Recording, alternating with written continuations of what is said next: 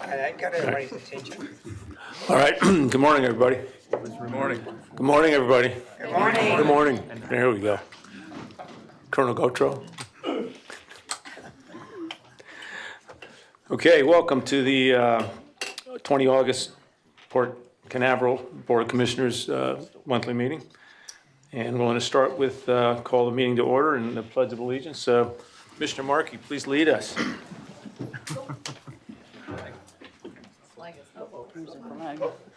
Houston, we have a problem. Well, Who's got one on their lapel? On the phone. should we stick with tradition and face that way? There you go. There you go. Roll call. Okay. Should be there. Virtual flag. Virtual phone. Pledge allegiance to the flag of the United States of America and to the republic for which it stands, one nation, under God, indivisible, with liberty and justice for all. That's the theme of the day, problem solved.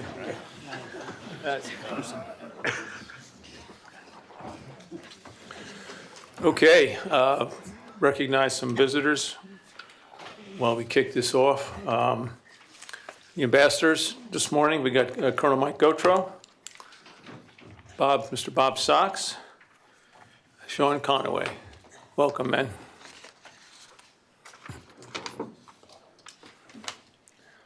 Okay, anybody else we want to? The line of sight, I guess we're good. Oh, Mr. Winston from the zoo. Welcome.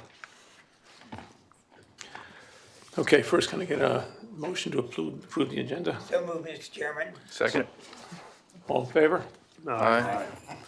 And can I get a motion for approval of the minutes? So moved? Second. All in favor? Aye. Okay, we're going to start off here recognizing a couple of people. But first, I'm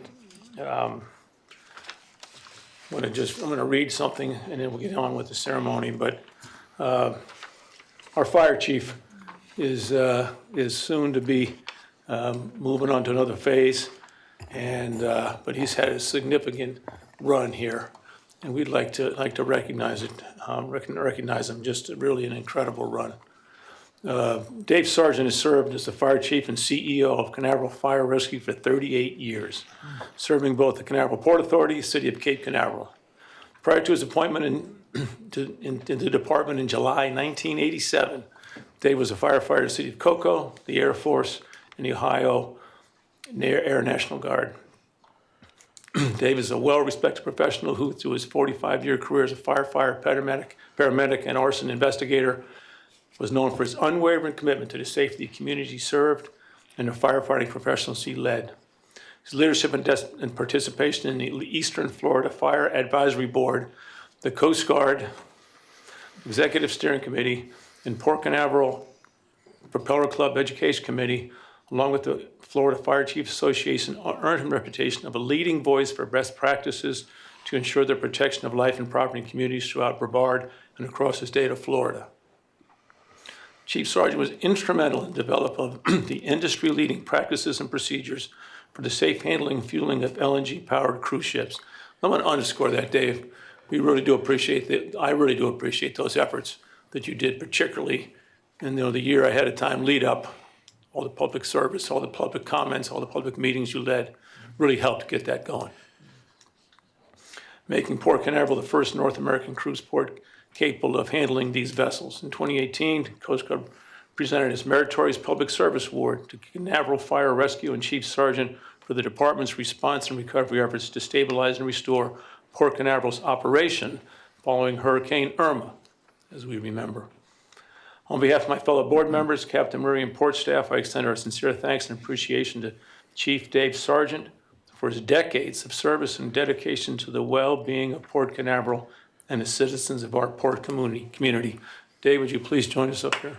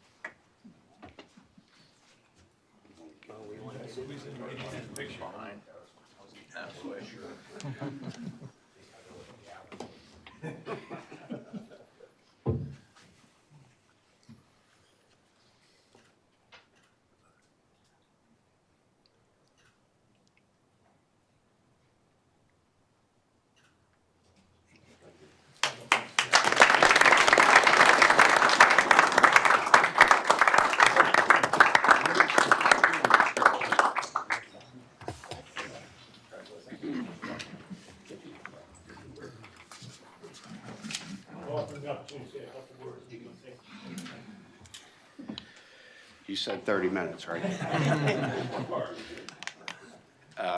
Just seriously, it's not about me. It's been about everybody that's been there behind me. This Port Authority has grown tremendously from one ship when I started, and it was Sea Escape, to just look. And it's been a challenge to keep up with it. But with the support of the commission, and the commission has always supported public safety out here. And with that, it has made things a lot easier. A lot of people don't know that we wouldn't even be here if it wasn't for your attorney, Harold Beislein. He saved our fire department in 1985 from going extinct.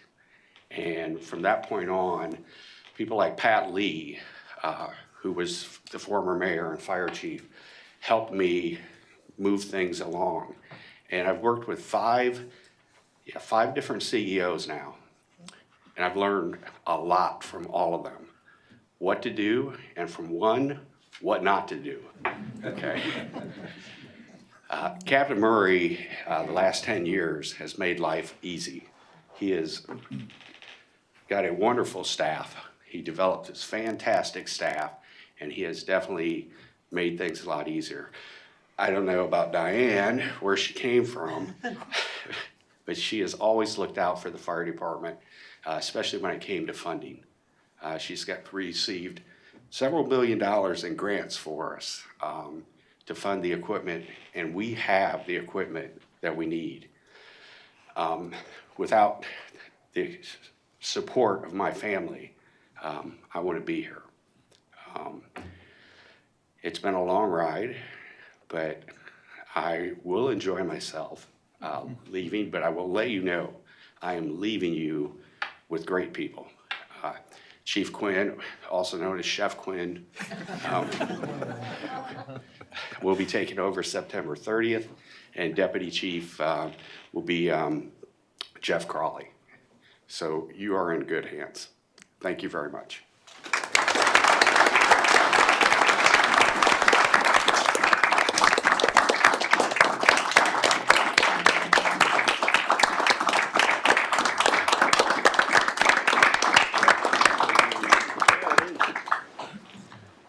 Okay, congrats again, Chief. And we're going to continue with, we've got another, another personnel issue that came up recently that we want to just call some attention to. I got this from Safety and Security. Deputy Ethan Van Til. That'd be you. Welcome. To whom it may concern, we've got just a quick little story. There was a inbound one of our fishing boats, right at the mouth of the channel. There was a 30-foot center console. Decided it was not holding water very well. It was listing heavily to one side. Vessel was taking on water, was going to roll over and sink. He called the Coast Guard on our normal VHF channel, and Brevard County Sheriff on the channel, picked it up immediately, underway, doing an escort or whatever you were doing that day. Took this guy in a side tow, took the center console to the ramps, put him out without an incident. We had 4 cruise ships on their way out. If that guy had flipped or sunk or something like that in the middle of the channel, it would have been a long day for everybody. Thanks for your quick action. Let's be honest here. I'm not going to throw stones because any of us who own a boat, a trailer, at some time in their career or sometime in their life, not put that plug in the back. Okay, let's be honest out here. And so I mean, that's obviously what happened to this guy. But fortunately, good action. Side toe got him in. Boom, case closed. So just a round of applause for his action. Thank you.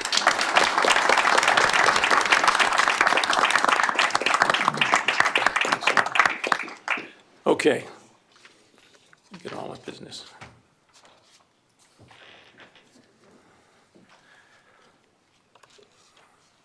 We'll move on to our CFO, who has got some longer-term, big-picture discussion about next year's operating budget to kick us off with this morning. Good morning, John. Good morning, Commissioners. Good morning, Mr. Beislein and Captain Murray. I'm excited to review our fiscal year proposed budget to you for fiscal year 26. It's hard to believe that fiscal year 26 starts in just a few weeks, October 1st, in just a few weeks, and runs through September 30th of next year. So before I get started with a few slides that I want to go over, I wanted to just say that the foundation of our budget for fiscal year 26 is the cruise schedule for those 12 months.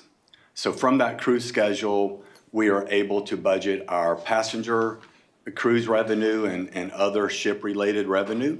We are also able, from that schedule, to drive what our parking revenue is. So our parking forecasts are based on data-driven model approach that we have, which closely aligns or really aligns exactly with this cruise activity from the schedule. From a cargo perspective, we collaborate with our cargo partners. We also take a look at what's happening in the marketplace. From our other revenue perspective, we have many meetings with different department heads around Port Canaveral that are closest to these revenue areas. And we collaborate, we look at market trends, and we also look at contractual and lease obligations. From an expense standpoint for fiscal year 26, you will see our continued investment, strategic investment, in certain key areas of the port, to include personnel, facilities, and operational capabilities. These investments are critically important to make to sustain our financial strength in the years to come, not only in fiscal year 26, but the years to come after that. So our fiscal year 26 budget is ambitious, yet it's achievable. And as you know, fiscal year 25 is shaping up to be an exceptionally strong financial year for us. So a couple of key highlights, and then I'll get started in the presentation. First highlight is our total operating revenue is budgeted to be $237 million, which is about a 13% increase over our fiscal year 25 adopted budget. So that's an all-time high for the port. You'll also see that we have budgeted 9 million cruise passengers. That's up from 8.4 that we budgeted in fiscal year 25. Again, an all-time record. Yes? Make the nuance, so these are movements versus total passengers. That's correct. We count passengers, revenue passengers, so when they get on the ship, that's a movement, and when they get off the ship to debark, that's a movement as well. So we will have over 9 million passenger movements, what we consider revenue passengers, an all-time record.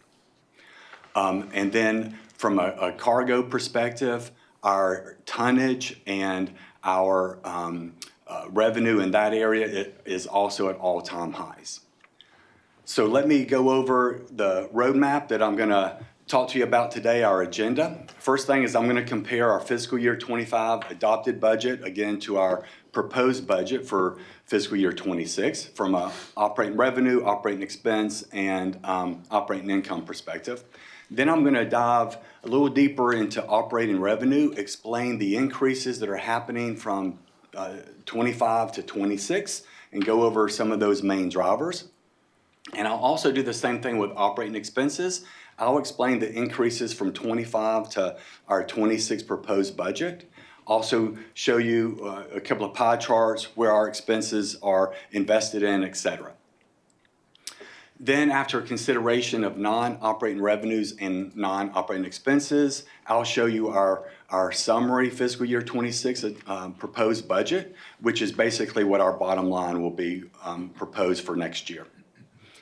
Then I'll spend a few minutes going over some cruise and cargo statistics. Specifically with cruise, I'll talk about the number of calls, the cruise lines that we have, and what our expectations are for the 12 months. And then I'll spend a couple of minutes reviewing our planned capital expenditures in fiscal year 26, $255 million, by the way. And then I'll also, after telling you some of our key projects, I'll also review our 5-year capital plan that will take us from fiscal year 26 through fiscal year 30. And I'll mention some of the projects that we have planned during that 5-year period. And then finally, I'll end with just some quick updates on proposed tariff changes, very minor updates, but I will go over a couple of those as well as FTZ updates. So first, our operating revenues increasing to $26.5 million.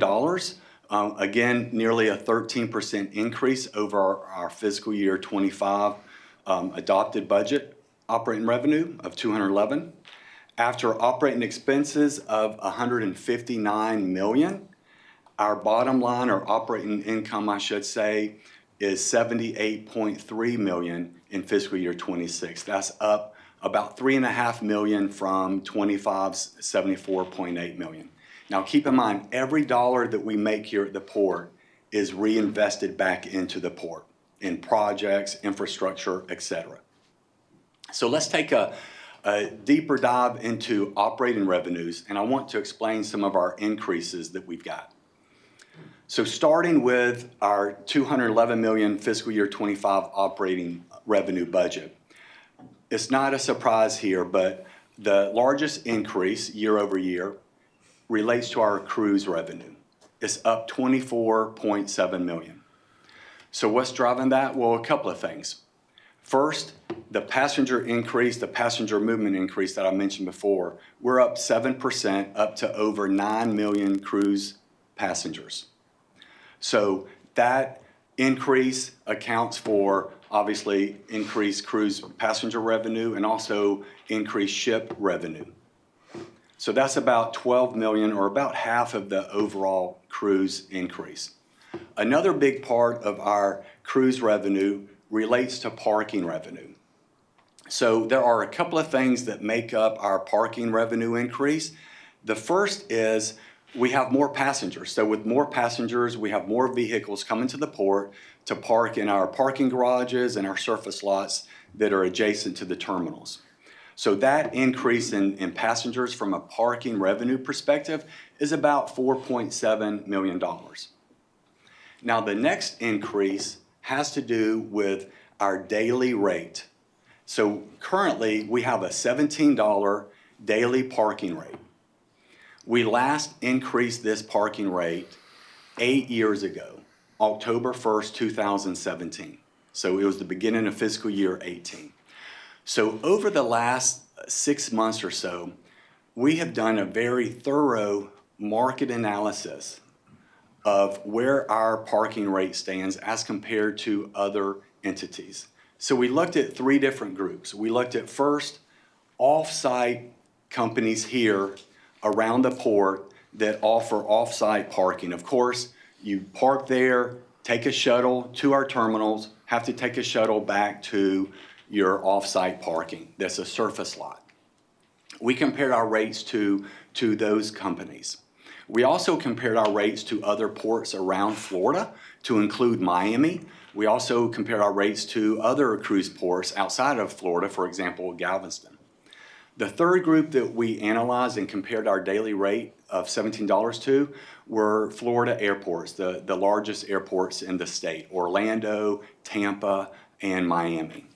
And what we found doing this analysis is, and it was crystal clear, our $17 rate is too low. It is below market. So we are proposing an increase up to $20, from $17 to $20. Again, it's been 8 years since we have increased our daily parking rate.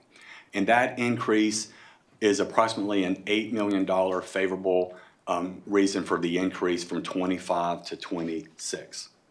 So again, this will allow us, by raising our daily rate, it will allow us to further invest dollars into infrastructure and additional parking that we need down the road. Another reason for the increase in revenue from 25 to 26 is cargo related, about 1.7 million additional tonnage and increases in several commodities. And then we have about a $100,000 increase, mainly related to ground transportation, resulting in our total fiscal year 26 operating revenue of $237.4 million. Again, a 12.6% increase over 25. Now here's how our revenue breaks down in a pie chart. So cruise operations, that's passenger movements, that's ship-related revenues associated with our cruise business, represents over half of our operating revenue at 53%. Cruise parking is over a quarter of our operating revenue, proposed to be $61.6 million next year. And then cruise CCRC, which stands for Capital Cost Recovery Charge.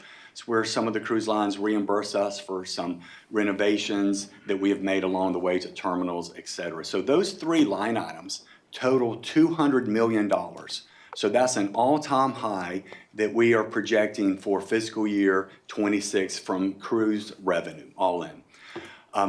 After cruise revenue, our largest next area is cargo, as you can see, at $25.7 million, representing over 10% of our total operating revenue, followed by leases, recreation, and miscellaneous. So how the operating revenues break down, I've mentioned the cruise operations. There's a $200 million that we've got budgeted. Cargo is actually broken out between cargo port fees and rent. So port fees would be dockage, wharfage, et cetera. The rent fees would be waterside and landside rents that we collect from our cargo partners. And then other revenue of $11.7 million. Several categories make that up, including our leases. So this is for all our other leases outside of cargo. So the restaurants at the Cove, other businesses that rent buildings from us throughout the port. We have about 65 of those tenants. That represents $4.5 million of our operating revenue. And then recreation is $3.9 million. The largest part of that is Jetty Park parking, followed by Jetty Park entry fees. That's the recreational parking that you see there. And then miscellaneous is mainly made up of commercial vehicle fees that we collect revenue from to have the right to come pick up passengers at our terminals and also drop them off. So let's shift gears and look at operating expenses. Our operating expenses in 2025, as you can see, $136 million. Now keep in mind, we continue to make forward-thinking investments in this area, in those three areas that I mentioned: personnel, facilities, and operations. So these are some of our increases year over year. Salaries and benefits, $9.5 million investment into people. People are our most important and most valuable asset that we have here at the port. And how that broke out, or kind of what makes that up, is during fiscal year 25, we have added additional headcount above what we had in our adopted budget in 25. We've added 24 positions, which means as of today, we have 311 positions from the budget of 287. Now, not all of those positions are filled. We have open positions. That's just routine. It just happens. Any given time, we've got a number of open positions. But if everybody was hired, if every position was filled, we have 311. We're proposing adding 12 new positions to fiscal year 26. Almost all of them, 11 of these positions, are in facilities and operations. Again, preparing for the future, making sure that we have the staff we need in place to make sure we have sustainable revenue growth for years to come. So we will have a total of 323 headcount in 26. After consideration of cost of living adjustments and medical insurance increase, that rounds out the $9.5 million. The other part of the increases are across several different areas, and they total $13.5 million. So a couple of things I want to highlight here. We are planning to demolish on the north side our Cruise Terminal 6 East parking garage. It's our smallest parking garage. It has a little over 800 spaces. We are planning to start later this year with the tear down of that and the rebuild of a 3,000 or so space garage to make better use of that space.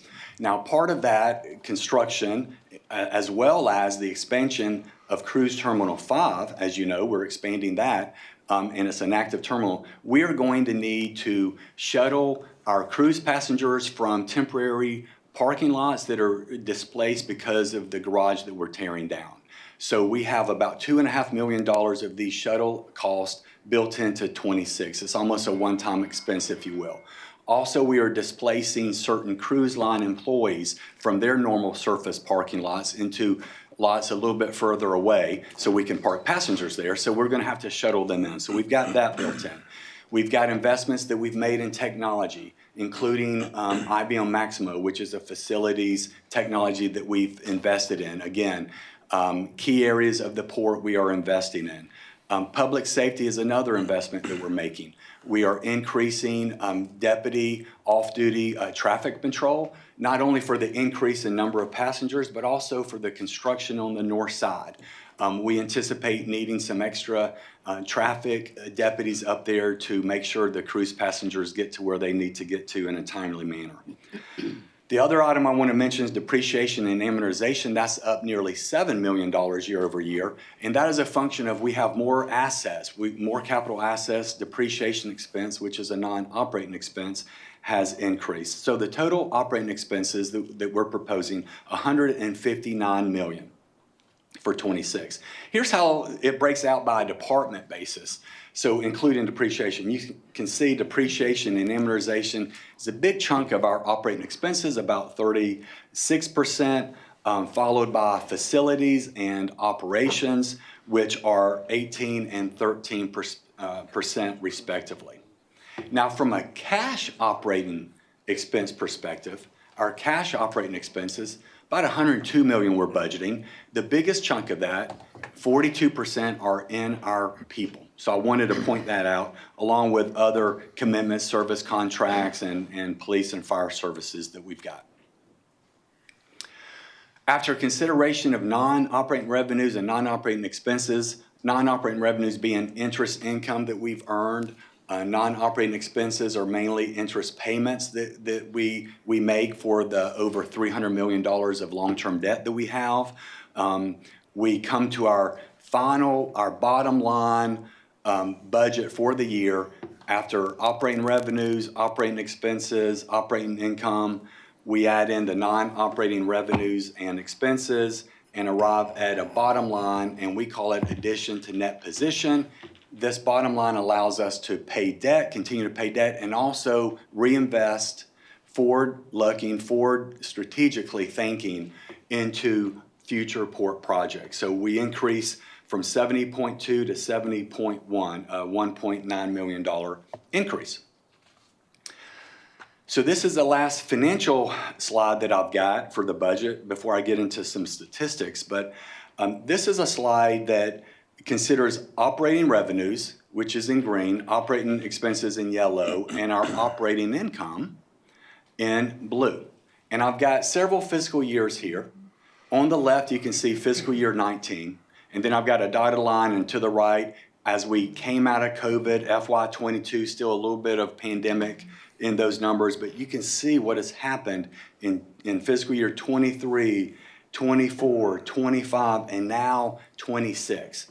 I mean, it's a great bar chart that is showing our impressive revenue growth and operating income growth.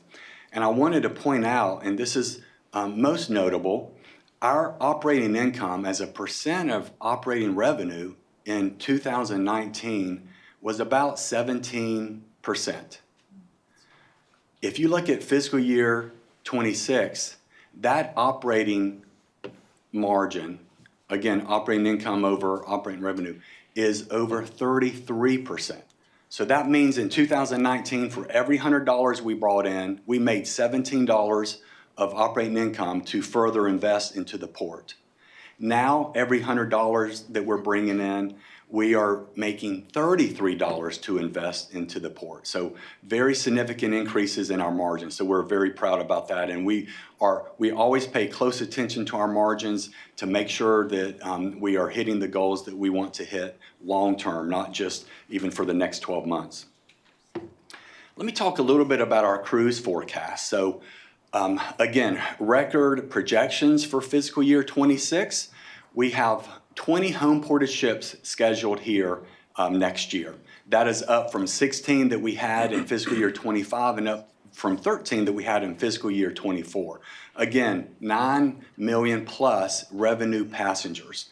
Total ship calls, 1,083. That is up from 1,023 ship calls that we had in fiscal year 25. So very impressive here. Another thing I wanted to point out is our 5 and 6 ship days here at the port are increasing from 88 5 and 6 ship days in 25 up to 93. That is over 25% of the year for the 12 months of fiscal year 26 that we will have either 5 or 6 ships here into port. And what's also impressive is our 6 ship days in fiscal year 25 were 23.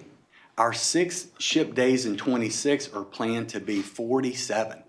So double, actually one more day than double for 6 ship days.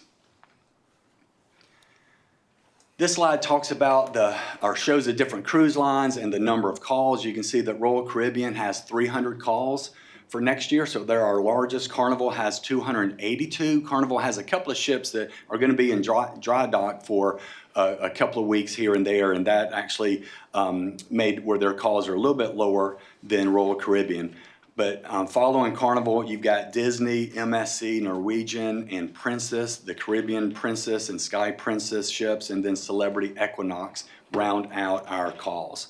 So I'm going to just briefly go through some of the key points here for Royal Caribbean and some of the other cruise lines. So Royal Caribbean, 300 total calls, more calls than any other cruise line next year. Utopia, Star Harmony, across George King Boulevard, we've got the largest cruise ship in the world there right now. Very impressive, beautiful ship. That's the Star, just came to us. It will have 7-night sailings next year to go with Utopia's 3-4, and you can see the other ships there, including at the bottom some of the port-of-call ships, Oasis, Odyssey, Symphony that come from New Jersey, New York, and also Division will be making port-of-calls here from Baltimore, Maryland. Carnival, you can see the key ships there, Glory, Mardi Gras, Venetia, Freedom Vista.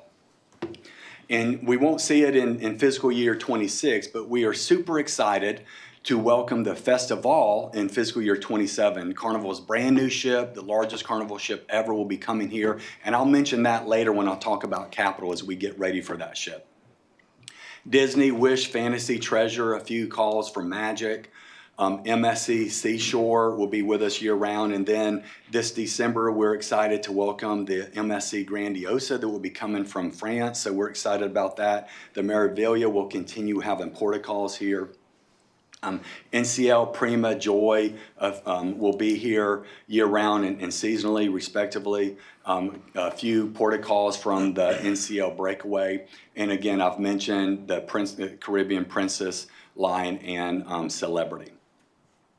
Taking a look at our total passengers, again, using the same fiscal years that I used a few slides earlier. On the left, you can see fiscal year 19, 4.6 million revenue movements, passengers, growing steadily, especially starting in 23, growing in 24, growing in 25, and now growing from 8.4 million to over 9 million in fiscal year 26. This is a cargo pie chart. It shows what our commodities are expected to be for fiscal year 26. You can see that petroleum continues to be our leading commodity mover in the port at over 50% of our total tons that we forecast, over 50% of the 6.3 million that we plan to move. Followed by lumber, which is 1.2 million tons or 18% of our tonnage, and then followed by slag, granite, and aggregate. So we're real excited about what's happening in our cargo area of the organization. Again, all-time record highs for tonnage and revenue. I want to spend a minute or two updating you on some capital projects that we have planned for fiscal year 26. $255 million we plan to spend next year on capital projects. The largest part of this, and it's no surprise, is cruise. We have $188 million projected in fiscal year 26 for cruise-related capital projects. The biggest items are CT5 cruise terminal expansion that I mentioned. We're increasing that 90,000 to over 170,000. That project will get started later this calendar year. Adjacent to that terminal is a Cruise Terminal 6 East parking garage that both Cruise Terminal 6 and Cruise Terminal 5 passengers park at, our guests. We are, as I've mentioned before, tearing down that parking garage. We're going to build a much bigger parking garage to make better use of that space. So those are two big projects we have going on this next year. A third project I wanted to mention that's cruise related is we are planning to build a new parking garage down on the east side of the south side of the port, so down at CT3. With the festival coming in 27, as I mentioned, we have done our parking data-driven analytics, and it's telling us that we need significantly more parking on that side of the port. So we will be undertaking that big project in 26 as well. Additionally, cargo and other infrastructure around the port is projected to be $43 million from a capital standpoint. Road improvements all throughout the port, $18 million. And Parks and Recreation, $6 million. This is all just for fiscal year 26, over the next 12 months, basically starting in October. Taking a look at our 5-year projects, so 26 through 30, we have planned nearly $1 billion of capital expenditures, $900 million, and it's likely to go up as we get further along, but $900 million is what we are projecting. Some of the key items that we're investing in include a CT10 expansion that we hope to do in 27 and 28. We also plan to rehabilitate and make more modern our North Cargo Berths 1 and 2, our petroleum berths. We have that project slated to start in 27. And then the biggest project, over $300 million, is a new Cruise Terminal 4 that we've got kicking off in the year 27 to be completed in 29. And then, of course, we have additional road improvements over the years and jetty park upgrades. And finally, our fiscal year 26 proposed tariff and FTZ changes. Some minor modifications here, but I wanted to mention it from a tariff perspective. We are increasing our tariff rates around 3% year over year from 25 tariff to 26 proposed tariff. We are also changing how we are going to calculate the line handling charge that we charge certain ship operators. We had been charging or using a formula that's LOA length overall, which is basically obviously a feet calculation based on how long the ship is. We are proposing that we change that to a gross registered ton, or GRT calculation. Basically would be predicated on weight rather than feet. And the reason we're doing this is it more closely aligns with our industry for what others are doing. Most use GRT, and we're going to make that switch as well. I've mentioned the parking increase before, increasing that $17 to $20. That is a tariff item. And then we got some various minor wording and language additions, deletions in the tariff, and then a couple of minor wording updates for the FTZ that we have.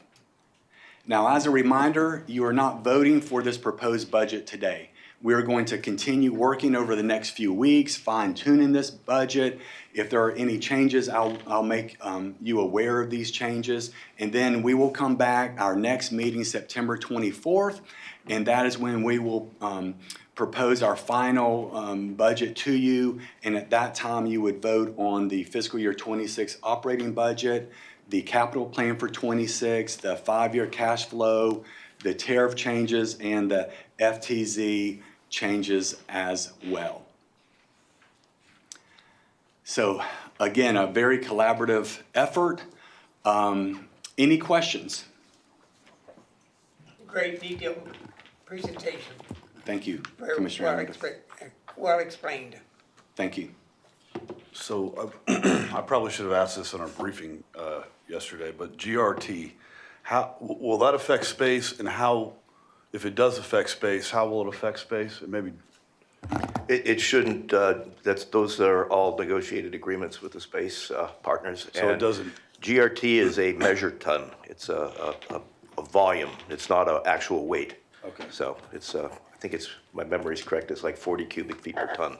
Yeah, I meant to say it was volume, not weight. Thank you. But, another question? and then a lot of those really nice charts that you had there didn't show how much revenue we get from space. I'm assuming it was part of the other, the little 3%. Part of the other. Yeah, Yeah, just part. right. Negligible place. But the commissioner brought up a good point with our meeting yesterday. So each of the commissioners, just to let everyone know, each of the commissioners, they have a very detailed budget that they receive that has much more information than I presented this morning.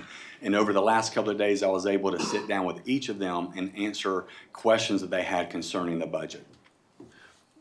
One area that is, it's almost like the elephant in the room here that, we kind of gloss over.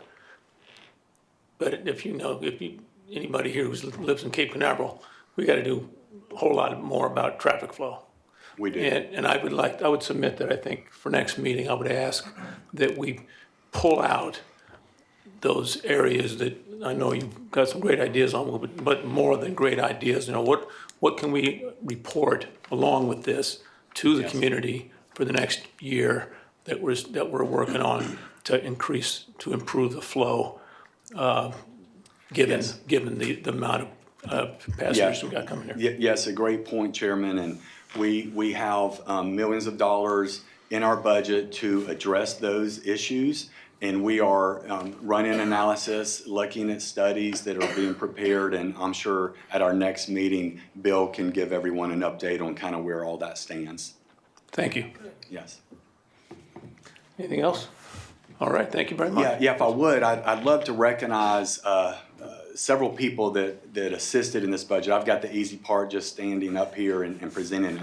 But if you would allow me a minute or two just to thank a number of people across the port. Again, this is a very collaborative approach, not only with our staff, but also with our cruise partners and our cargo partners. So first of all, from a finance area, there's a lot of heavy lifting in the finance area. Pat Poston and Julie Michael help on the revenue side, so thank you very much. From an expense side, operating expense side, Diana Mims-Reed and Kathleen Gordley do a lot of the heavy lifting, so thank you very much. Elena Fernandez in our finance group, she works really hard on the budget for our people, which is a big part of our budget, salaries and benefits, et cetera, so thank you, Elena. Nick Hinton in the group keeps me organized, so thank you, Nick. Many other people, and I'm gonna list some of them, but Marlene Sanchez, she and Chris Legault on her team help us with some of the parking projections, especially that parking analysis, the market study, so appreciate y'all for doing that. Dave German and Casey Akins, part of the cruise development team. Obviously, they work closely with Pat, coming up with projections. Again, that's the foundation, the cornerstone of our budget is the cruise schedule. So Dave helps us understand that from our cruise partners. Mark Millicent helps us with our real estate. So thank you, Mark, for the work you do with that. And Bill, thank you to you and Mark. Titler, Mark is on Bill's team. Mark does a lot with the capital projections over the years, so thank you, Bill. Diane, thank you for your help with the budget, governmental affairs and communications, so thank you. And Samantha Cornelius, she's our VP of Business Development, Cargo and Aerospace, and we work closely with her. Of course, she works closely with the various cargo partners that we have. Shannon Feely helps us with our general insurance budget, so we have many meetings with her and our insurance broker as well. Peter, thank you. Peter Bergeron from Public Safety and Security standpoint, thank you for your help. Mark LaRusso helps us with our IT budget. Thank you, Mark. Appreciate all the work you and your team do. Clyde Mathis, operations, both cruise and cargo. Clyde's got a fantastic team. He and Bruce Cameron and others help us with that as well. John Lynch is our ground transportation person. We have many meetings with John Lynch, so thank you, John, for your help with the budget. Amanda Brasford Urbina in HR, our VP of HR. A lot of times HR, they don't get the recognition that they deserve. They manage and help us make sure that all our employees are taken care of. So Amanda, thank you to you and Donna Greenslade, who work really hard for our people here at the port. Steve Shelton, I think you're somewhere maybe behind that column. I see you. He's our VP of Facilities. Thank you so much, Steve, for what you've done and your help, you and your team, Darlene, with the budget. I probably have left out a few people. Craig, thank you for your help with everything contractually obligated. It's a big part of how we estimate our expenses and also our revenue. So thank you, Craig, for all the work that you and Mike Zellner do. So, yes. Now that you've called out all the names, could you have those folks stand so that we could at least recognize when they're all out there? Stand up. And if I even forgot your name, stand up.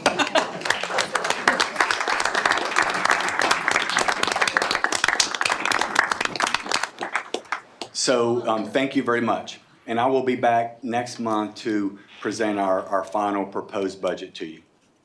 Thank you.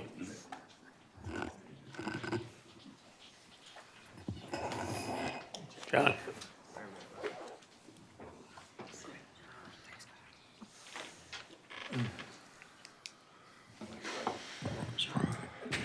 Good morning, Commissioners.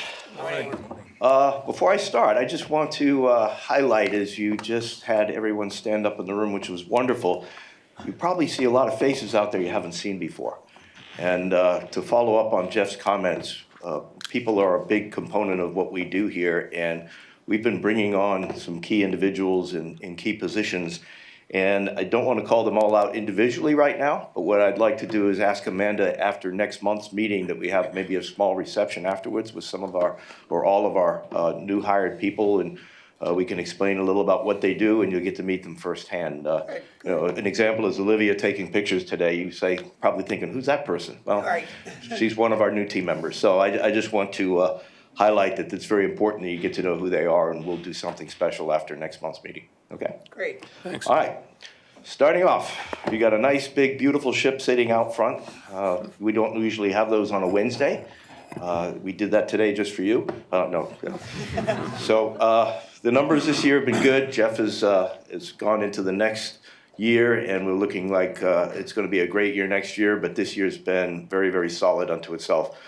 Through July 31st, we've had 877 cruise ships, 7.3 million multi-day passengers. Remember last year we finished the year at 7.6, I believe, so we're almost where we were last year. Seasonal departures, the Norwegian Aqua left on August 16th. Wonder of the Seas leaves on August 24th, this coming weekend. She's been the 7-day Royal Caribbean ship, will be replaced by the Star of the Seas. We'll touch on her in a minute. For Carnival, the Mardi Gras is departing for dry dock on September 13th, returns October 30th to resume 7-night sailings. Hard to believe that ship's going to its first 5-year dry dock already. Right. But she's been here for 5 years now, and we're proud that she's going to be staying for the foreseeable future. It will begin 4- and 5-night sailings in May of 2027, and the Carnival Freedom currently is the 4- and 5-night vessel for Carnival. So this is a much larger ship, big jump on the 4- and 5-day counts, which you'll here in the 2027 budget year. The Carnival Festival will be coming in. Keel laying ceremony was August 14th. There were a lot of photos online about it. We're really excited that Carnival's entrusting that new vessel to us. It will be doing 6 and 8 night sailings. And the reason for that, instead of 7 night sailings, is the 5-5-4 rotation of the Mardi Gras will every other Saturday. So you have to rotate them to make the ships fit in. So you get full utilization of the berth on weekends. Star of the Seas. You can see her out there today. It's a beautiful ship, brand new, came straight from the yard to Port Canaveral. Inaugural arrival was on August 9th. Royal Caribbean's done some preview sailings with travel advisors and the media.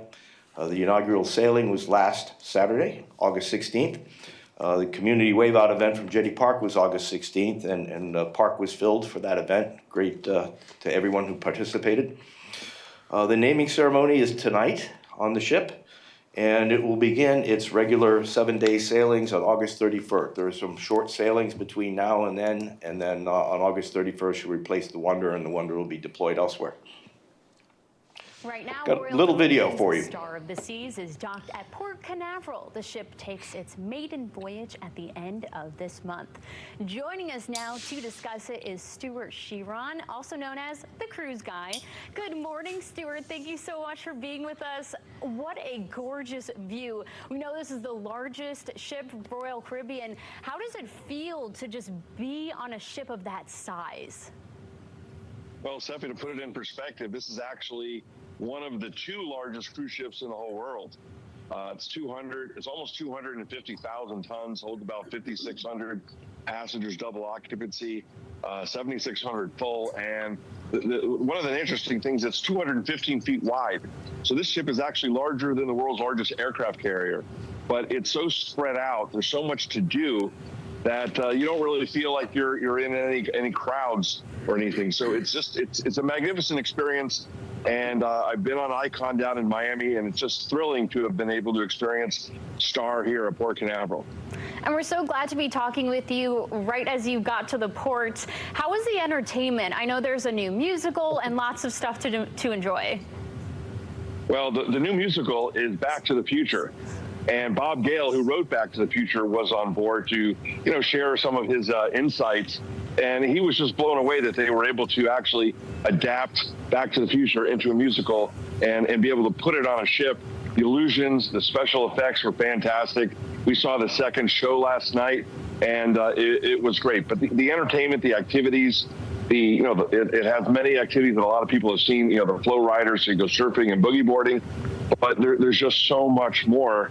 And having a ship with the different dining, the activities for kids. I mean, this is the ultimate vacation for families. And once you step aboard or you watch the videos, you can easily see why this is the ultimate vacation for families in the whole world. And you don't have to travel very far. It's right here in Port Canaveral. Stuart, you've been on so many cruises. How does this one compare?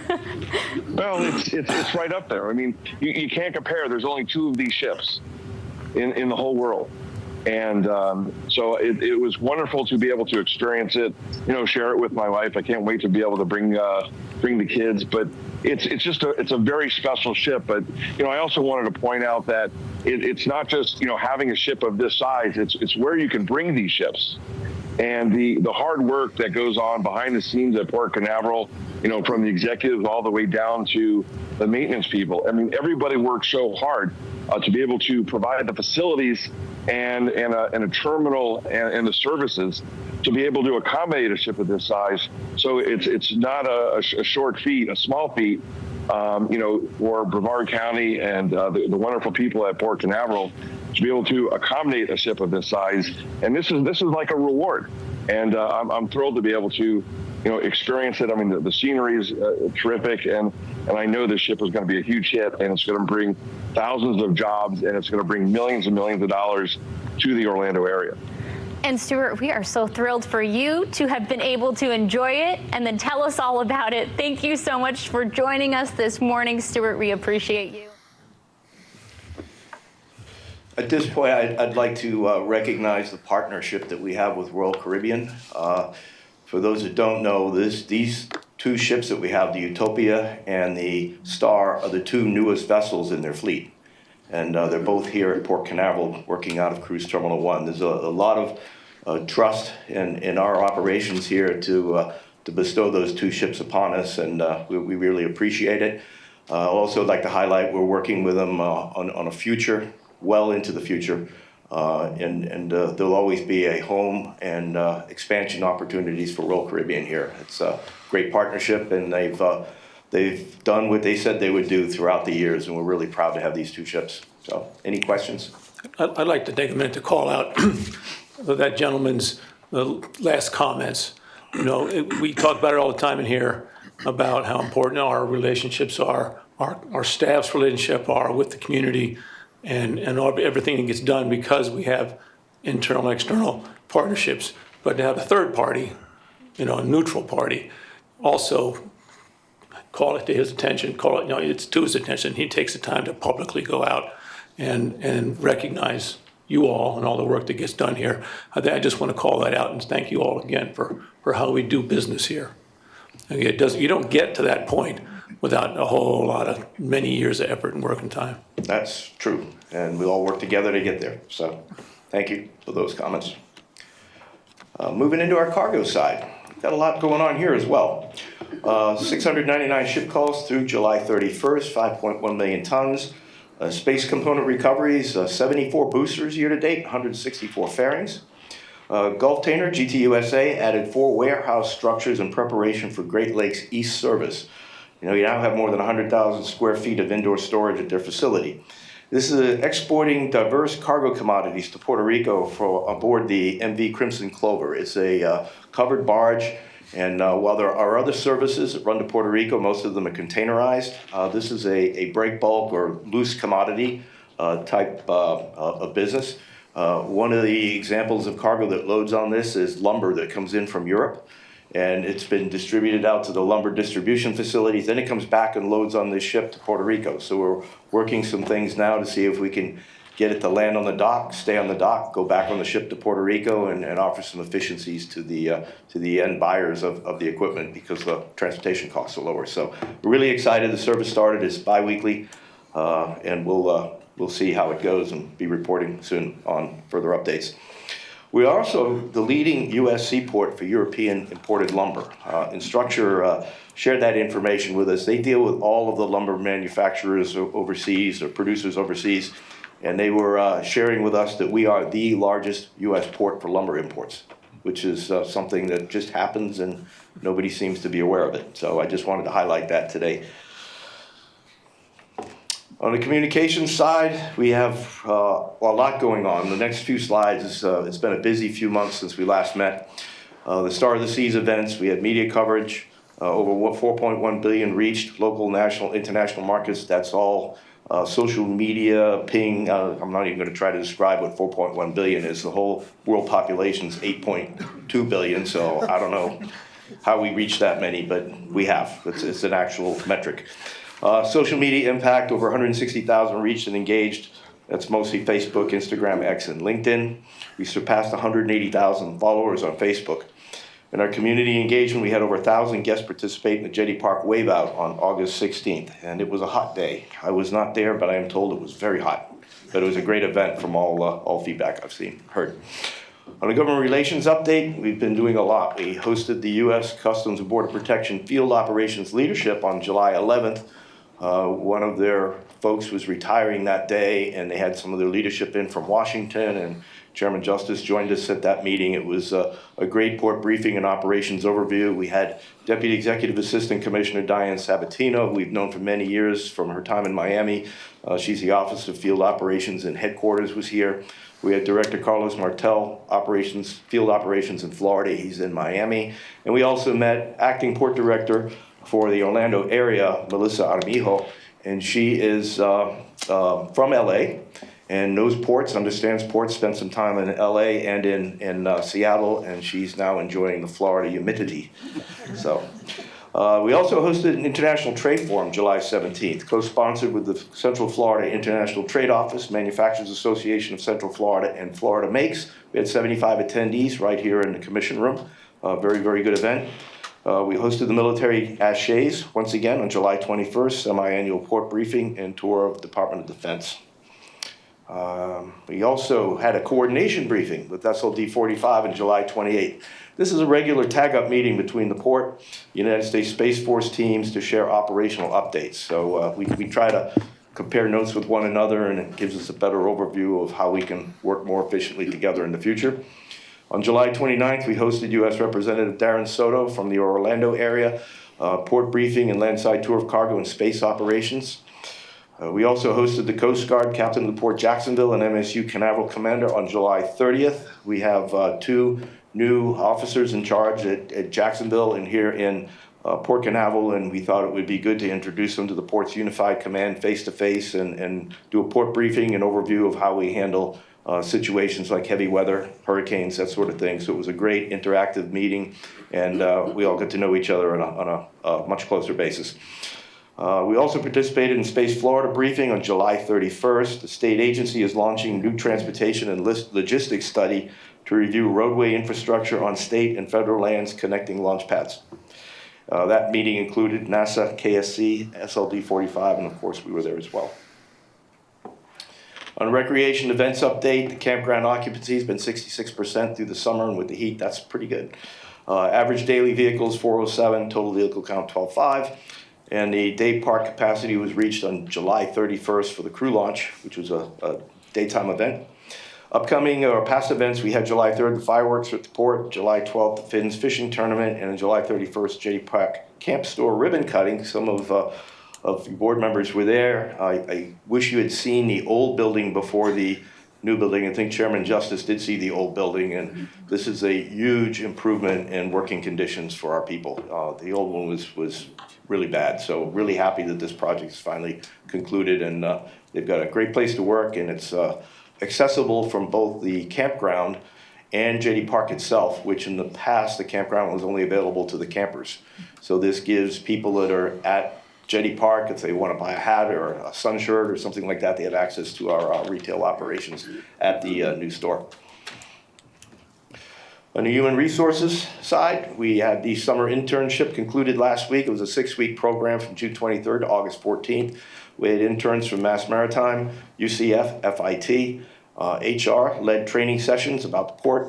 We had port tours with the cranes, the pilots, dredging operation, the U.S. Coast Guard, and Central Warehouse. They attended Propeller Club, Port Fireworks event, Jetty Park ribbon cutting ceremony, and last week they gave us their overview of what their experience was like, and it's always interesting to have these kids here for 6 weeks, and they really learn a lot and take away a lot in just a short time here at the port. So it was they all gave a presentation. It was great just to see what they learn, and hopefully some of them will come back.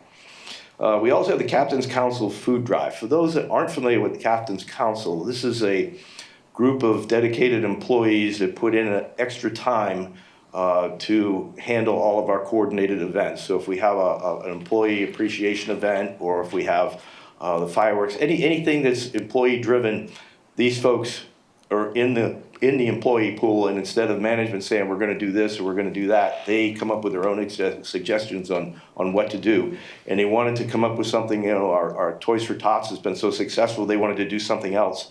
So they came up with the Children's Hunger Project, Brevard County's backpack program, where kids are given food to take home for the weekend for kids that might not otherwise have a decent meal over the weekend. It's a really a worthwhile project that they selected, and I just wanted to highlight that. On public safety, we had multiple changes of command. We have a new sector Jacksonville and commander on July 9th. The 7th District and MSU commanders were on July 11th. So we have 3 new leadership positions in the Coast Guard in our immediate area. We have Maritime Security Summit in Washington, D.C. on July 23rd, and our own Peter Bergeron was a panelist and presenter. Hurricane season preparations continue. Damage assessment training for all staff and contractors was concluded on June 26th. We had the Coast Guard Captain of the Port meeting with Unified Command on July 30th that I just mentioned, and hurricane awareness refresher for all CPA staff. Corey Dibble's been handling those on a regular basis just to keep everybody aware of what needs to be done. An environmental update, Florida Power and Light EV fast chargers have been installed in the Cove parking area. They're available to the public. We have the 40th International Coastal Cleanup, co-sponsored by the Port and KBB, coming up on Saturday, September 20th.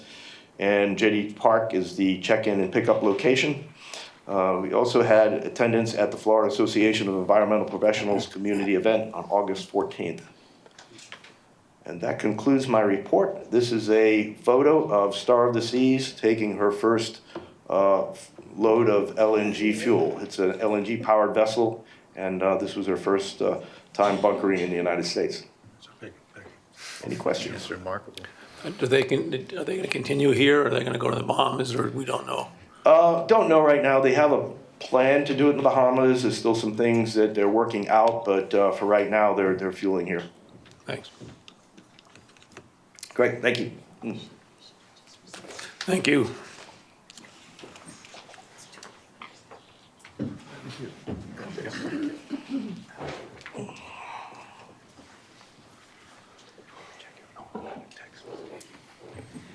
Hello again. I'm going to do an abbreviated presentation for our fiscal year July results for the 10 months. So we're closely approaching year end. We've got 2 more months left, August and September, that I'll be presenting to you in the next couple of months. But I'm going to go over rather quickly our operating results for the 10 months through July.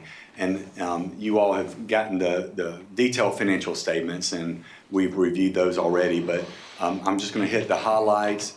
The trend continues. Our operating revenues are above budget for the month and year to date. Our operating expenses for the month are very close to budget, right on budget. Still year to date for the 10 months, we are slightly favorable to operating expenses. So again, we're having a very, very solid year. Taking a quick look at our July results, our operating revenues for the month, $17 million. So about $800,000 above budget and 10% over where we were for the month of July in 2024. Operating expenses for the month, a little over $11 million, within $100,000 of budget, slightly below budget, 9% increase compared to last year, last July. So the result is our operating income for the month of July, $5.9 million, which is above budget by $800,000, driven by the operating revenue favorable variance, and we're 12% better from an operating income standpoint than last July. For the 10 months, we're already at nearly $185 million, with still 2 months to go. We're about 3% or a little over $5 million above budget, 15% higher than the 10 months ending July of last year. Operating expenses within 1% of budget, and it's favorable. We're about $1.7 million below operating expense budget. Operating income, the result is 72.1, so already at 72 million for the 10 months, which is 7 million or 11% above budget, mainly by the favorable variance operating revenue combined with slight favorable variance with operating expenses, and 16% over where we were this time last year, where we were sitting at $62 million operating income for the 10 months. We had 78 cruise calls in the month. Captain Murray's mentioned some of this. 675,000 passengers. We had 66 cargo calls and moved 582,000 tons for the month. For the year, we've already had 878 cruise calls, 14% higher than the 10 months last year, same period. And we're at 699 cargo calls through July, moving 5.1 total tons. This is a breakout of the number of cruise calls by cruise lines. You can see Carnival and Royal, followed by Disney and MSC, represent the majority, with Carnival being 30% and Royal 28% of our total calls. Total passengers year over year by month, the trend continues. We are above where we were this time last year for each month. So that trend continues. From a cargo perspective, year to date, total revenues $20.5 million. That's broken out between fees, dockage, wharfage, other ship-related fees, and then the rent, landside and waterside, that we get from our cargo partners. 699 cargo calls. Again, fuel is the largest commodity that we've moved here, and it's actually above budget, as is forest products and lumber. Other revenues, right on budget, very similar to where we were last year. Total revenues 10.1. Leases, recreation, and miscellaneous make that up. We are slightly above budget and slightly above where we were this time last year for total other revenues. You can see the total operating revenues for the month of July, a favorable 4.8 million. I'd like to point out cargo, how well we're doing in cargo for the month, 2.1 million versus a budget of 1.7. Cruise continues to be strong as well. Operating expenses for the month of July, total expenses were $11,062,000, very close to the $11,120,000, $57,000 below budget, so very close for the month of July. Looking at the 10 months year to date for operating revenue, we're up 5.4 million, 3% mainly from our cruise categories. As you can see, the cruise passenger revenue, cruise parking, and cargo is also up $1 million. Operating expenses, we are favorable 1.6 million, or about 1.4% year to date. We are sitting at 112.6 million in operating expenses. After consideration of non-operating revenues and expenses, our addition to net position for to further invest in the port, to further pay down our debt that we have for the 10 months ending is 70.5 million. And I mentioned a similar slide during the budget presentation, but you can see how much we have improved from an operating revenue standpoint compared to the last fiscal year before COVID in fiscal year 19. And I want to draw your attention once again to operating income and the percent growth in operating income in 19 versus where we are for the 10 months in fiscal year 25 is quite remarkable, and we're double the margin that we were compared to the 10 months ending in July in fiscal year 19 compared to the current year. Any questions? Doesn't look like it. Good report. Okay, all right, great. Mr. Chairman, I would like to make a motion to accept the financial memo for June, July 2025 and to approve the list of disposals, legal bills, and Commissioner minor expenses for June, July 2025, as well as the statistical report, aging report, and list of bills for June and July of 2025. I'll second the motion. Any discussion? All in favor? Aye. Thank you. All right, Chief Engineer. We're ready for you. Thanks, Troy. Good morning, Mr. Chairman. Good morning, Commissioners. Really is an honor to take part every year in the capital budget program. On behalf of myself and my team, I want to thank Jeff, thank Pat, and everybody else that contributed to it. It really is a great process. And it's improved so much over the past 10 years, but the past number of years it's improved. So I'm honored to get started with just highlighting a few of our consent agenda items on the engineering section. And the first one is further investment into the mission of Canaveral Fire Rescue. So it's been an honor to serve with Dave Sargent, Chief Sergeant, over the years. I wish him well in his retirement. It's well deserved, and very much looking forward to working with Chris Quinn and his team moving forward. They really are a great group of people to work with. And so we're bringing to you further investment in the Canaveral Fire Rescue mission in the form of fire trainer repairs. We are reaching out to Canaveral Construction. You can see the total there, about $594,000. The facility was built in the late 90s and assembled of steel containers. And steel in this saltwater environment corrodes over time, and so every year, every 2 years, we go back into that facility. We reinvest in steel replacement, coatings replacement, and in this case, we're also doing a relocation of an HVAC system from the roof of Deck 3 to the side of one of the Connex boxes. Any questions on this? Going to move on. If you recall, we have been working closely with Florida Power and Light over a couple of years to replace a subaqueous under-channel power feed crossing. It was initially required due to the deepening of our wall at North Carter Bridge 4. Back in April of 2023, this commission approved a $1.5 million purchase order to Florida Power and Light to replace that feed, to make it deeper. That work has been completed. It is actually 3 8-inch conduits have been installed. One of the conduits has the new FPL feeders in it. Second conduit is a spare for FPL. The third conduit is the spare that is meant for our ownership. And so before you, item 2C is a bill of sale for a nominal amount of $10 for us to take ownership of that third spare 8-inch conduit under the channel. And we did pay for the entire installation of all 3 conduits, so they're still hitting us for another $10. Such a deal. It goes about 150 foot deep under the channel, so it clears our future planned seawalls.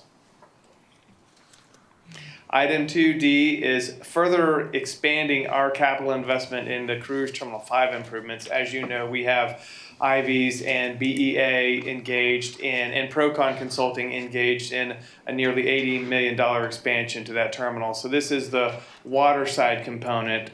You see the 3 bids that we received. This is a low bid, ITB, Rush Marine, who Tony Landry is in the back of the audience today, came in as our apparent low bidder, just under $8 million. So we couldn't be more pleased to be able to continue to work with a local partner as Rush Marine.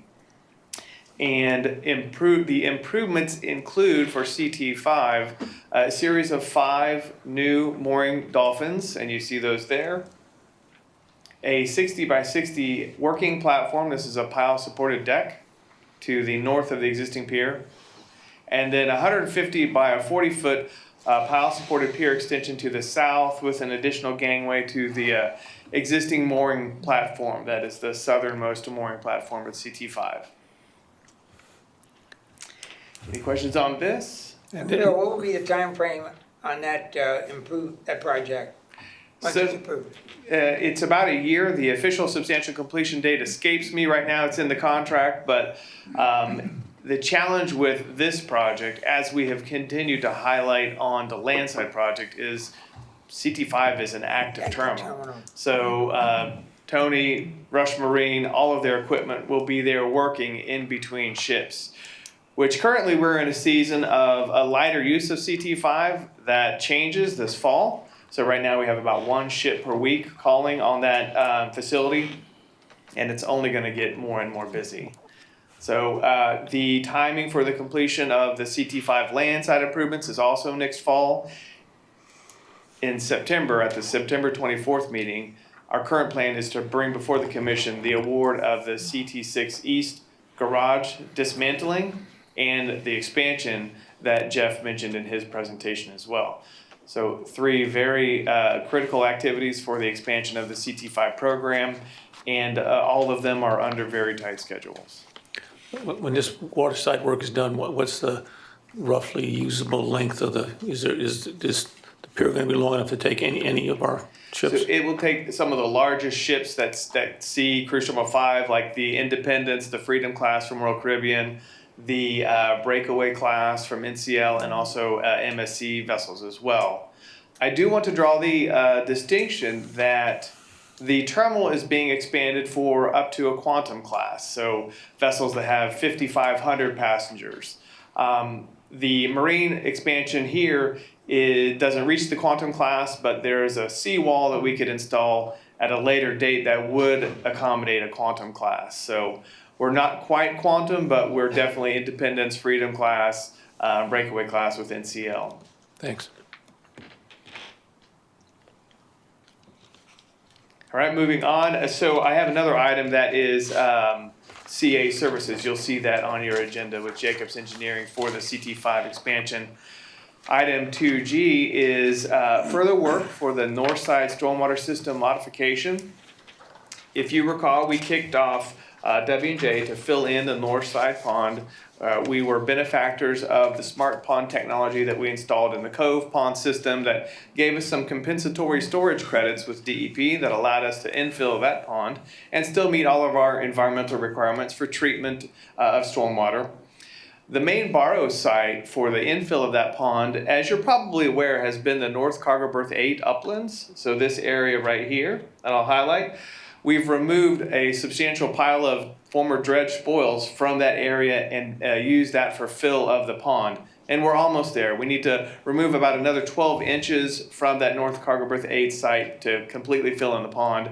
This item here is we're capping that Barrows site with about 6 inches of asphalt milling. So this is a change order to W&J that will ultimately allow us to use that in the interim for temporary parking. As Jeff mentioned in his presentation, when we go to dismantle CT6 East Garage, there's currently about 828 spaces within the garage and a number of spaces on the perimeter of that garage that will become unusable as we're doing that work. So we'll, in this 9.2 acres, about 400,000 square foot of area, we'll be able to park about 1,000 cars or more in the interim from a temporary standpoint. After that temporary use is over and the new CT6 East Garage, which we're anticipating to be 3,000 spaces plus, is constructed, this area will be very useful for general cargo laydown, lumber, and all of the other uses that we see on the north side. So it's a good long-term investment as well. And those are the projects that I wanted to highlight. Are there any questions about any of the other number of projects that we have going on around the port? Thank you, Commissioners. Thank you, Bill.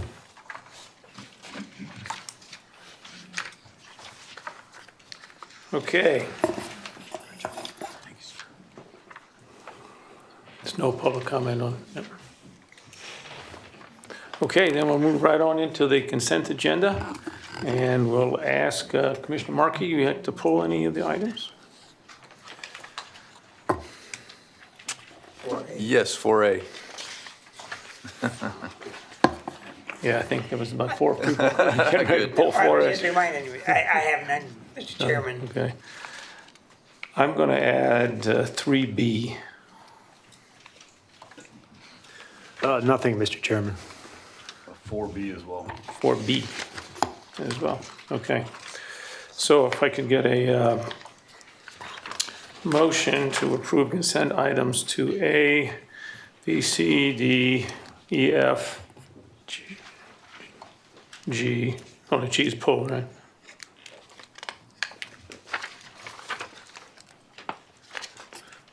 Sorry, which ones were pulled again? I'm confused, guys. 3B. 3B. I'll make a motion to 3B. approve those that were not pulled. That's a great motion. Second. Okay. And we got a second? All in favor? Aye. All right, 3B, 4A, 4B. okay. Okay, let's start with 3B, that's me. Just real quick, I'd like to have, I'd like to just point out and have someone take a minute to do this, to explain. Again, the focus that we've shifted to as it's, you don't always think of it this way, but actually the actual linchpin of our entire operation is the ability to get people on and off the ships and the ability to keep those passenger boarding bridges running, because when they don't run, everything stops. So just what we're doing here. Yeah, Steve can give a quick overview, and maybe Steve, you talk about the automation team and how that's organized now as well. And- Hit on that. Yeah, excuse me, and as well, then also we've also got another whole other bridge we're getting, but kind of just a big picture about all the great effort that's being done to keep those bridges going. Sure, so Thanks.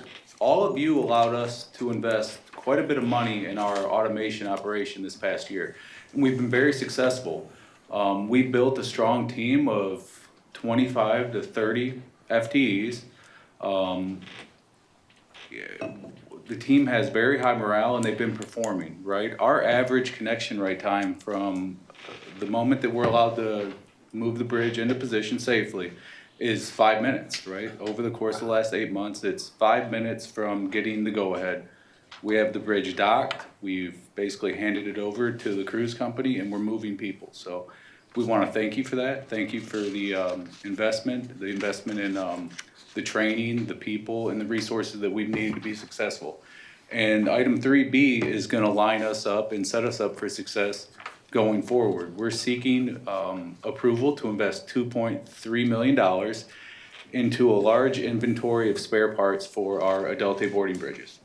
The inventory will allow us to maintain the equipment over the course of the year, but it will also allow us to perform any corrective actions needed on the spot immediately. The majority of these components have an extended lead time, and we are not in a position to take a bridge out of service for a long period of time due to parts and other supplies that we should have on site and that we're able to have on site. So that's 3B. Okay, thank you very much. Thanks. If I may just add to that, that our bridges are experiencing use like they never have in the past. And according, Jeff's numbers of 5 ship days and 6 ship days means that if we lose something and we don't get it back on quickly, we just can't move the ship to another terminal like we could 5 years ago. Yeah. We're there, we're stuck, and you're not moving 8,000, 6,000, or 8,000 people off a ship, including crew members, without gangways. So it's a single point of failure for us, and we got to get it right all the time. Super. Thanks for the attention focused. Okay, I move for 3B to be accepted. Second. All in favor? Aye. Okay, 4 Alpha. Consistent with the theme that I think we've all acknowledged, but I wish to do so again, from Captain Murray to Steve Shelton and all the other people involved, I'd continue to be impressed with the forward-looking approach to that fairly newly created department that Mr. Shelton is helping head and operate.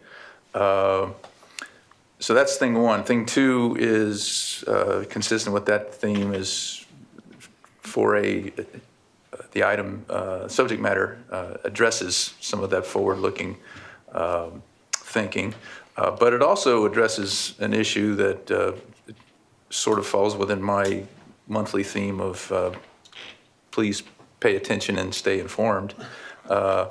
Look at the tariffs that the port is paying as the end user.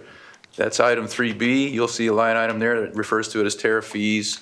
Items 4A and 4B refer to it. It is a tariff, but it's customs processing fees. It's the same thing. So we're spending this year or this month, possibly, what, 1.5 million, we think, plus or minus? I can give you a little history on this. And the reason American Crude Aid Logistics is here, and it's through them, is they are handling the importation of the crane, and they also have foreign trade zone status. And because it's already existing, we're able to expand that foreign trade zone where the crane is delivered, it's being assembled, but it's in an FTZ zone, which means that no duties are payable or due until the crane actually enters service. So we've put it there for now. We're working through all of our contacts throughout the nation's capital to see if we can get a grandfather provision for our crane. I mean, we ordered it, and just to go back in history, the last 2 cranes come through duty-free. They're used for cargo purposes. There's no duty attached to the codes. But the reciprocal tariffs that were instituted starting in April of this year, everything's got a duty attached to it. So the crane now comes in with a duty that was unanticipated when you all approved the purchase of the crane more than a year ago. So it's a significant number, as you can see. We're trying to work some grandfather status because it was ordered a long time ago, and whether we get there or not is still subject to different discussions, debates, whatever, but we hope to get there. The same applies to 4B, the gangways coming in. Portable gangway that's coming in through Brunswick, Georgia, and will move down here. But we have a deadline of October 1st because the products were loaded onto the ship prior to a date certain. I forget that date, but it was prior to, and therefore they're only subject to the 10% tariff. But if they're still on the dock and we clear them after October 1st, then they're subject to a 15% tariff. And that's still being worked out with the EU right now. So while that is being worked out, I would expect no grandfather status on this at all. But October 1st is not far away. It's maybe 50 days or less away. So, well, actually probably about 40. So we're going to have to make a decision at some point, and we may need to pay the tariff and then continue seeking the grandfather status after the fact. But for right now, it's in a bonded, secure area on the north side of the port, and this is how tariffs work. So, as you say, it could be upward of up to 1.5 million. Keep in mind that we've got parts. We just approved an order for parts for gangways. Those will all be subject to the same duties. So everything we do now for our gangways going forward are all going to be subject to the new duty of 15% tariff, 15%. And the reason CBP is mentioned here is all tariff is collected by Customs and Border Protection when products enter the country. In case you didn't know that, that's how the money is received, and all that money goes into the general fund. Okay. Just if you could expand a little bit more, I mean, it's just not us here. I mean, No, it's not us. There's a lot of people. Our partners up in Jacksonville have a comparable issue. They also ordered, probably about the same time, some Liebherr cranes. Theirs were manufactured in Ireland, also European Union. And they have their cranes and they bonded status right now. We're working collectively with them. I understand that there may be some other ports that have a similar issue. If you're reading the media, the big concern of the U.S. government are the cranes that are manufactured in China with Chinese components and electronics and everything else. And that's what really got the whole crane issue elevated on many levels. But this is not just cranes. This is the EU and the agreed 15% tariff that's going to be applied on everything coming in from the EU. So we're just trying to come up with a rationale that we had no idea this was coming. It's a financial hardship for us. And we ordered with all good intentions, and to suddenly have this on us at the last minute kind of dents the budget a bit. I had the opportunity to spend some time with our congressman yesterday, and his staff's hard working hard, along with everybody else. We got engaged in D.C. and obviously here politically, trying to get some movement, but it's a big rock, it looks like. It is, and we're working closely with our friends at Jacksonville. I mean, we're both in the state of Florida, and we both have common goals, and we both did the right thing and did not order cranes from China. You can't buy them in the United States. We bought them from an EU-friendly nation, and we both are in the same bucket on this one, and we're working together to come up with a common solution. Thanks. John, is there no company in the U.S. that makes cranes? There's companies that make cranes, but not cranes like the ones we have on the north side of the port. Liebherr is a great company. They have a large U.S. presence. They are looking to expand their operations to be able to generate these types of cranes here in the U.S. But at this point in time, they're not there, and they weren't there 2 years ago almost when we ordered this crane. So, it wasn't that we had a lot of choices. We could have ordered something from China, but we chose not to. Thank you, Captain Murray. That was very cogent clarification. Just a quick aside, Mr. Crow, is it obviously a rough guess, but I don't know, half the items on your day-to-day agenda involve getting proposals from prospective suppliers, whether they're builders, contractors, what have you, and obviously that's been I assume a big challenge in that process from their perspective and your perspective in pricing, because the target is moving, or the goalposts are moving. That's right? correct. Yeah, it has been a target, and a lot of our contractors will share the struggle with inflation, labor prices, everything is going up. The tariff adds another level of complexity, I'll say. Mm-hmm. There are a lot of materials that are domestically produced, like reinforced concrete, the steel that goes into reinforcement, those are domestic products. But some of the raw steel, yes, that comes over from overseas. Plate steel, pipe steel, all subject to tariff. And if you recall, we dealt with this back in 2018 as well when we were building CT3, and there was a similar issue with tariffs. So the concrete pile expansion that we'll be doing at CT5, those concrete piles are all domestic. So okay, that's a good thing. News. Yes. All right. Well, thank you all. I will. With having said that, I'll move approval of item 4A on the consent agenda. Second. Did you say for A and B? And 4B, I pulled 4B for the exact same reason, so. We can go 4A and 4B? Yeah. Okay. I'll amend that motion. Second? Thank you. We have motion, second, any more discussion? All in favor? Aye. Okay, that concludes our consent agenda. And I have one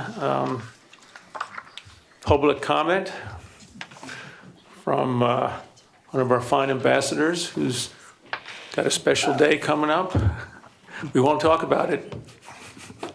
Thank you, Commissioners. I want to just mention for a moment, congratulations on the incredible success that we're hearing year after year after year. It's for people like myself and Jerry, who have been around here for, in my case, this is my 58th year. It's amazing. I began at the port as a volunteer at the groundbreaking of the Disney Cruise Terminal in 1996 when Commissioner Ray Sharkey invited me to come down and participate and made me the ambassador in 1998 at the ribbon cutting of the Disney Cruise Terminal and the Disney Magic's arrival, which was so exciting and probably was the catalyst for some of the growth that's happening even right now, because the cruise industry was kind of shocked when Disney decided to go in the cruise business, if you remember. That's 30 years ago. Anyway, I've had an incredible experience as ambassador. I have been involved in Ray Sharkey appointing me, and then Hank Evans appointing me, and then Michael Lloyd appointing me. And I appreciate the incredible experiences that I've been allowed to do, all the cruise ships I've been involved with, and even got a job working here at the port for a private company, which I still work for, probably because of my involvement here at the port. And I've really enjoyed myself so much. This is only the second time I've ever spoken to the commission. First time was happened to be a year ago when we paid tribute to Dennis Hepburn, who passed away about a little over a year ago, who was one of our beloved ambassadors. And we appreciate your support, and we want to hope to continue your support of the ambassadors here at the port. Thank you very much. Thank you, Bob. Thank you. Thanks, Bob.